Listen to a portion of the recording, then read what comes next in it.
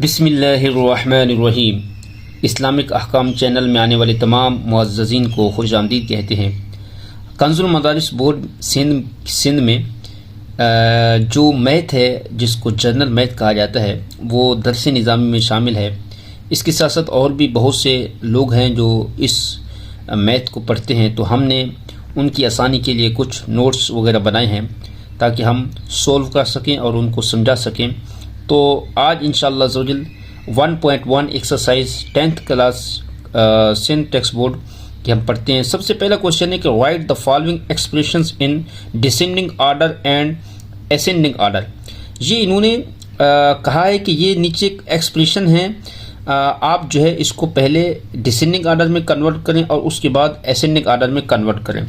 तो first of all हम expression को समझते हैं कि व्हाट इज़ द एक्सप्रेशन और इसकी डेफिनेशंस क्या है। अच्छा, एक्सप्रेशंस को समझने के लिए हम पीछे आते हैं। मैंने कुछ इस हवाले से भी लिखा हुआ है। देखिए यहाँ पे देखिए, ये क्या है, 8x स्क्वायर, ठीक है। इसके बाद है -5x और उसके बाद है +6। इस पूरी को एक्सप्रेशन कहा जाता है, इस पूरे को एक्सप्रेशन कहा जाता है जिसके अंदर डिफरेंट किस्म के टर्म्स होते हैं। तो 8x स्क्वायर -5x और उसके बाद है +6, तो हम इस पूरी को क्या कहेंगे, एक्सप्रेशन कहेंगे। अच्छा, इस एक्सप्रेशन के अंदर मुख्तलिफ किस्म की जो है वो चीज़ें होती हैं जो आपने याद करनी है। अच्छा, इसके अंदर कितने टर्म्स हैं, how many terms in this expression, इस एक्सप्रेशन में कितने टर्म्स हैं।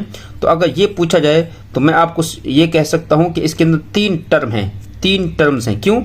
क्योंकि साइन तक एक टर्म कहलाएगी, फिर दूसरे साइन तक दूसरी और फिर 3। तो यहाँ पे देखें, यहाँ तक 1 टर्म, 2 टर्म और 3 टर्म। तो एक चीज़ हमें ये पता चली कि इस एक्सप्रेशन के अंदर 3 टर्म्स हैं। एक बात तो हमें ये पता चल गई। दूसरी बात जो मैं आपको समझाना चाहता हूँ वो ये है कि हर टर्म्स के अंदर जो है मुख्तलिफ जो है वो किस्म की चीज़ें मौजूद होती हैं। मिसाल के तौर पर ये टर्म्स है, तो इसके अंदर जो ये 8 है, 8 इसको बोलेंगे कोएफिशिएंट्स, यानी कि टर्म के अंदर जो नंबर आपको मिलेगा, नंबर जिसके अंदर 8, 9, 10 यानी कि जो कुछ भी हो XYZ, तो उस नंबर को हम बोलेंगे कोएफिशिएंट्स। क्या बोलेंगे? कोएफिशिएंट्स। उसके बाद जो यहाँ पे XYZ होगा उसको बोलेंगे वेरिएबल्स। ये देखो मैंने लिखा हुआ है वेरिएबल्स। देखिए, नंबर्स को क्या बोलेंगे, कोएफिशिएंट्स, और जो XYZ होगा उसको हम बोलेंगे वेरिएबल्स। क्या बोलेंगे? वेरिएबल्स। उसके बाद ऊपर पावर होगी, ऊपर क्या होगी, पावर। 2 भी हो सकती है, 3 भी, 4 भी, 5 भी, कुछ भी हो सकता है। तो लिहाजा इस पूरे को मिलाकर एक टर्म्स जो है वो कहा जाता है। क्या कहा जाता है? टर्म कहा जाता है। उसके बाद ये इसको बोलते हैं ऑपरेटर। क्या बोलते हैं? ऑपरेटर। उसके बाद जो यहाँ पे आ जाओ, ये दूसरी टर्म है, तो यहाँ पे 5x, यहाँ पे 5 क्या बनेगा, सारे बताओ, कोएफिशिएंट्स, और x बनेगा वेरिएबल्स। अच्छा, जहाँ पर खाली नंबर हो उसके साथ वेरिएबल ना हो, वेरिएबल का मतलब ये कि XYZ ना हो, खाली नंबर, जैसे 6 यहाँ पे लिखा है, तो उसको बोलेंगे कांस्टेंट। क्या बोलेंगे? कांस्टेंट। ये देखो मैंने ये लिखा हुआ है कांस्टेंट, ठीक है। तो अब ये पूरे का पूरा एक्सप्रेशंस है। क्या है? पूरा एक्सप्रेशंस है, और there are 3 terms in this expressions, और इसके अंदर जो है वो 3 तरह की टर्म जो है वो मौजूद है। अब एक और चीज़ होती है जो मैं आपको जो है वो समझाना चाहता हूँ कि पोलिनोमियल्स में, यानी कि एक्सप्रेशंस को प्लस भी किया जाता है, माइनस भी किया जाता है, यानी सब्ट्रैक्ट भी किया जाता है, और फाइंड द प्रोडक्ट यानी कि इसको मल्टीप्लिकेशन भी किया जाता है। तो इस चैप्टर के अंदर आप तीनों चीज़ों को समाप्त करेंगे, पढ़ेंगे। अभी मैं आपको जो है वो एक और चीज़ बताना चाहता हूँ कि एक्सप्रेशंस यानी कि पोलिनोमियल्स के अंदर बाज़ औक़ात जो है टर्म जो है वो होती हैं। मिसाल के तौर पर अगर 1 टर्म हो, मिसाल के तौर पर खाली जो है 8x स्क्वायर हो, तो अगर 1 टर्म हो, उस 1 टर्म अगर एक्सप्रेशंस के अंदर अगर 1 टर्म हो तो उसको बोलेंगे मोनोमियल्स। अच्छा, उर्दू के अंदर इसको बोलते हैं यक दर्जी रकम। क्या? यक दर्जी रकम। इसकी मिसाल देखो, 7 है खाली, तो इसको मोनोमियल्स कहा जाएगा, या 4x है, या 3ab स्क्वायर है।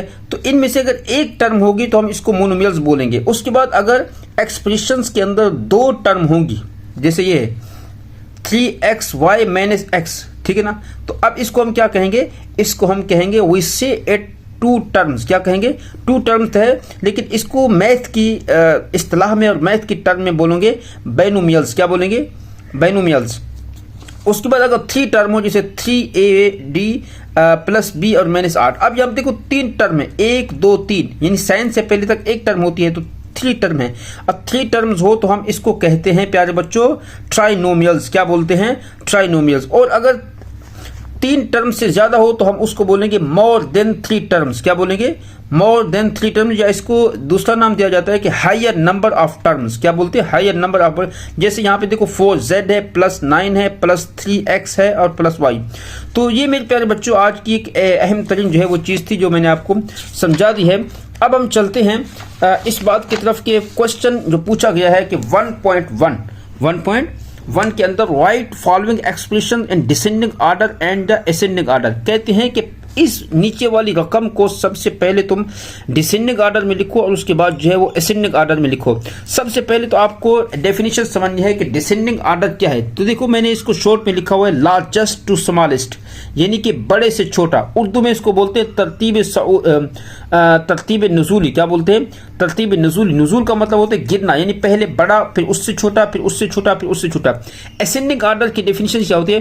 फरमाते हैं उसका उलट, इसका उलट होगा स्मॉलेस्ट टू लार्जेस्ट, यानी कि छोटे से बड़ा। यानी कि जैसे 1 है, 2 है, 3 है, 4, ये ऊपर चढ़ते जाओ। उर्दू में इसको बोलते हैं तरतीब सऊदी। तरतीब सऊदी। ये तमाम चीज़ मैं आपके सामने बयान कर रहा हूँ। अब पहला जो क्वेश्चन दिया है प्यारे बच्चों उसको आपने समझना है। पहला क्वेश्चन है, देखो यहाँ पे देखते जाओ।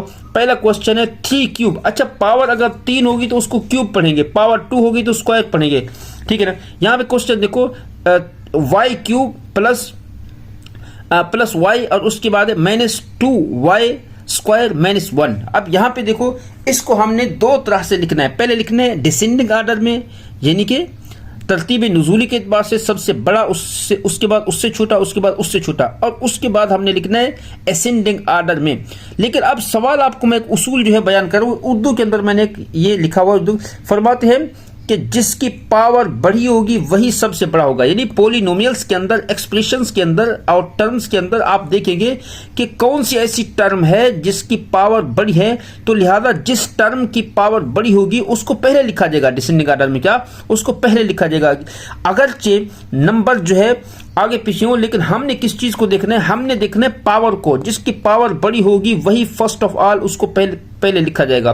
तो यहाँ पे प्यारे बच्चों देखो 3 क्यूब प्लस y और उसके बाद -2y स्क्वायर और -1 है। इसको मैं डिसेंडिंग ऑर्डर में अगर मैंने लिखा तो पहले देखो 3 क्यूब लिखा, क्योंकि इसके बाद सबसे बड़ी वैल्यू यही है, क्योंकि इसकी पावर सबसे बड़ी है। उसके बाद y, ये इसको नहीं लिखेंगे बल्कि इसको मैंने लिखा और 2y स्क्वायर, क्योंकि इसके बाद इसी का नंबर है, इसकी पावर क्यूब है यानी 3 पावर है और इसकी 2 है, तो लिहाजा इसके बाद ये आएगा। उसके बाद खाली जहाँ पे नंबर हों और वेरिएबल्स हों तो वेरिएबल को पहले लिखेंगे और उसके बाद नंबर को बाद में लिखेंगे। तो ये देखो ये मैंने इसको कन्वर्ट कर लिया, बिल्कुल आसान है। It is a very easy, बहुत आसान है, सिर्फ तवज्जो की जरूरत है। सिर्फ आपने ये उसूल याद रखना है कि जिसकी पावर बड़ी होगी वही रकम जो है बड़ी कहलाएगी, लिहाजा डिसेंडिंग ऑर्डर में पहले वही लिखी जाएगी जिसकी पावर बड़ी होगी। उसके बाद असेंडिंग ऑर्डर। अच्छा, असेंडिंग ऑर्डर की मैंने डेफिनेशन क्या लिखवाई थी? स्मॉलेस्ट टू लार्जेस्ट, यानी कि पहले छोटा फिर उसके बाद बड़ा। तो असेंडिंग ऑर्डर को मैं लिखूंगा, इसका उलट कर दो गई, जो आपने ऊपर लिखी है ना डिसेंडिंग ऑर्डर को लिखा है उसका उलट कर लोगे, यानी कि पहले -1 लिखोगे, उसके बाद जो है +y लिखोगे, उसके बाद जो है -2y स्क्वायर लिखोगे, उसके बाद जो है +3 क्यूब लिखोगे। तो ये हमारा सवाल जो है वो हल हो जाएगा। क्वेश्चन नंबर 1 जो है वो हमारा हल हो चुका है। इसको आप देखते जाएं, अपनी कॉपी अगर आपकी है तो उसको भी आप देख सकते हैं। उसके बाद प्यारे बच्चों क्वेश्चन नंबर 2 जो है ना उसको भी आप हम समझ लेते हैं। अब बहुत आसान है और सिर्फ आपको अगर एक सवाल भी समझ आ जाता है तो आगे जो सवाल है वो बहुत आसान हो जाएंगे। देखो क्वेश्चन नंबर 2 क्या है? क्वेश्चन नंबर 2 है -6। आप अपनी किताबें भी खोल लोगे ताकि आपको आसानी हो। उसके बाद है 6।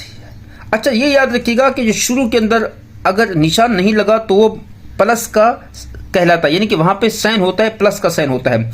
तो यहाँ पे आप देखो प्यारे बच्चों 6, उसके बाद है -7x, उसके बाद क्या है 7x की पावर 5, उसके बाद है +4x की पावर 8x की पावर 4 और उसके बाद है +3x क्यूब। ठीक है, अब इसको भी उसी तरह कन्वर्ट करना, ये मैंने नोट्स बनाए हुए हैं तो ये बिल्कुल आसान है। तो इसलिए आप देखें कि किस तरह मैंने सबसे जो बड़ी पावर वाली वैल्यू थी उसको पहले लिखा। देखो इसमें मैंने तलाश किया, इसमें गौर व फिक्र किया कि इसको पहले सबसे पहले डिसेंडिंग ऑर्डर में हमने लिखा। यहाँ पे देखो ये वैल्यू सबसे बड़ी थी तो इसको मैंने पहले लिखा, यानी कि 7x की पावर 5। उसके बाद 4 वाली पावर को मैं लिखूंगा, बिल्कुल आसान है, सिर्फ आपने इस पावर को देखना है, जिसकी पावर बड़ी होगी उसको पहले लिख लोगे। उसके बाद 8x4, इसकी पावर बड़ी थी, इसको मैंने लिख दिया। उसके बाद क्यूब वाली पावर थी, यानी कि प्लस एक्स क्यूब, उसको मैंने लिख दिया। उसके बाद ये वाली वैल्यू जो कि सबसे पहले थी, लेकिन यहाँ पे डिसेंडिंग ऑर्डर में सबसे आखिर में आ जाएगी क्योंकि इसकी पावर 1 है, ठीक है। उसके बाद इसको एसेंडिंग ऑर्डर में लिखा। एसेंडिंग ऑर्डर में यूँ लिखा कि इसको फिर इसका उलट कर दिया, यानी 6 को मैंने शुरू में लिखा और एक्स क्यूब वाली रकम को उसके बाद लिखा, और 8x यानी कि 8x की पावर 4 इसको मैं फिर तीसरे नंबर पे ले आया, और लास्ट में मैंने लिखा कि 7x की पावर 5। क्यों? क्योंकि इसकी जो है हमारे पास जो है प्यारे बच्चों इसको असेंडिंग ऑर्डर में जब लिखते हैं तो जिसकी पावर बड़ी होती है वो उसको आखिर में लिखते हैं। क्यों? क्योंकि इसकी डेफिनेशन यही है कि स्मॉलेस्ट टू लार्जेस्ट, यानी कि सबसे पहले आप लिखोगे छोटा और उसके बाद जो है बड़ा। उसके बाद मेरा एक और सवाल है, इसको हम कर लेते हैं, बहुत आसान है, इसको आपने खाली जो है वो समझना है। इसके बाद हमारा जो है वो ऐड एक्सप्रेशन का जो है वो सवाल शुरू हो जाएगा। देखिए प्यारे बच्चों, तवज्जो के साथ कीजिएगा, और आपको अगर कोई चीज़ अल्लाह ना करे समझ नहीं आती तो ज़रूर आप पूछ भी सकते हैं। उसके बाद हमारा जो सवाल है वो है 4a स्क्वायर माइनस 3, और उसके बाद है 5a, और उसके बाद है a स्क्वायर 4, नहीं a की पावर 4। तो ये एक सवाल था, इसको डिसेंडिंग ऑर्डर में कन्वर्ट किया। पावर बड़ी थी, 4 वाला बढ़ाया, उसके बाद पावर 2 वाली रकम को मैंने लिखा, उसके बाद जो है खाली 5a लिखा, उसके बाद -3। डिसेंडिंग ऑर्डर में कन्वर्ट, असेंडिंग ऑर्डर में कन्वर्ट करने के लिए क्या करोगे, इसका उलट कर लोगे, यानी कि -3 पहले आएगा, उसके बाद जो है -5a, उसके बाद जो है 4a स्क्वायर, और उसके बाद a की पावर जो है वो 4 आ गया मेरे पास। इसके बाद लास्ट और आखिरी सवाल है, उसके बाद इंशाअल्लाह हम इस यहाँ तक वीडियो बनाएंगे और अगले सवाल की अलग से फिर वीडियो बनाएंगे। यहाँ पे आ जाओ, देखो प्यारे बच्चों, 10 स्क्वायर, उसके बाद है -5x की पावर 6, उसके बाद है +3, उसके बाद है -2x की पावर 4, और उसके बाद है +4x। अब मैंने इसको डिसेंडिंग ऑर्डर में कन्वर्ट किया। डिसेंडिंग ऑर्डर में कन्वर्ट करने के लिए आपने क्या किया, पावर जिसकी बड़ी थी उसको पहले लिखा, 6 पावर बड़ी थी इसको पहले लिखा, उसके बाद 4 पावर बड़ी थी तो -2x की पावर 4 इसको बाद में लिखा, उसके बाद +10 स्क्वायर इसकी पावर उसके बाद बड़ी थी इसको मैंने लिखा, उसके बाद +4x है इसकी पावर 1 थी, और इसके बाद खाली जो है वो नंबर था इसको मैंने लिखा। असेंडिंग ऑर्डर में इसका कन्वर्ट उलट करोगे, यानी कि पहले +3 लिखोगे, फिर उसके बाद जो है 4x लिखोगे, उसके बाद जो है यहाँ पे देखो प्लस जो है 10 स्क्वायर है, -2x 4 है, उसके बाद जो है 5x की पावर 6 है। ये आज का हमारा जो है वो सवाल जो है वो मुकम्मल हुआ। वमा अलैना इल्लल बलागुल मुबीन।